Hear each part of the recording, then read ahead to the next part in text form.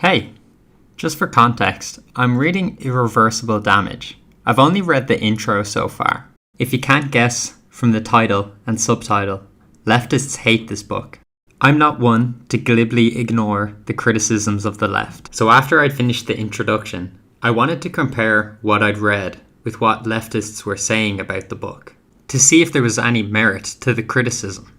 So I turned to YouTube, and that's how I came across Jangles. And oh boy, did he fall at the first hurdle. His video is entitled Irreversible Damage is Trash, and here's why.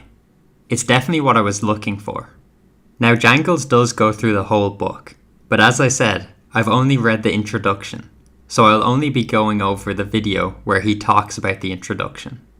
Once I finish the book, I'll probably go over the rest of his critique, and maybe even make another video about it. And I don't dislike Jangles from what I've seen. He seems to be honest, intelligent, and acts in good faith for the most part. But I must say, the part I did see of this video is extremely disappointing. For the most part, it's just nitpicking.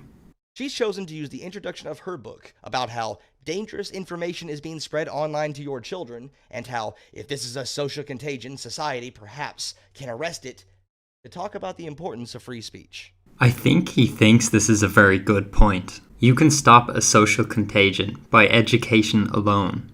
She mentions nothing about censorship.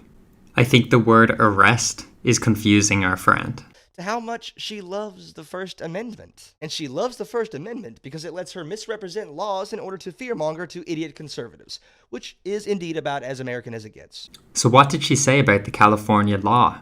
He conveniently doesn't show that in his video. She wrote, California enacted a law that threatened jail time for healthcare workers who refuse to use patients' requested gender pronouns. And that's completely true.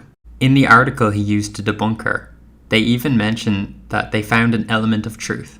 Violations of the bill could, under limited circumstances, be treated as a misdemeanor, with punishment of up to 1 year in jail or a €1,000 fine.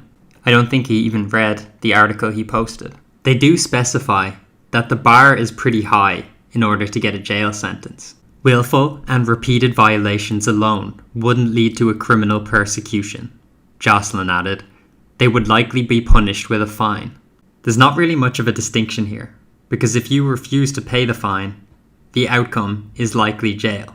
She represents the California and New York laws that simply brought gender identity under the umbrella of health and safety codes and non-discrimination protections respectively as compelled speech, as so many others have done before her. This is so dumb, and as I've demonstrated with his own source, you are compelled to use their pronouns if you don't want a fine or jail time. So before you call people idiots, you might want to read the article you're citing instead of just the title.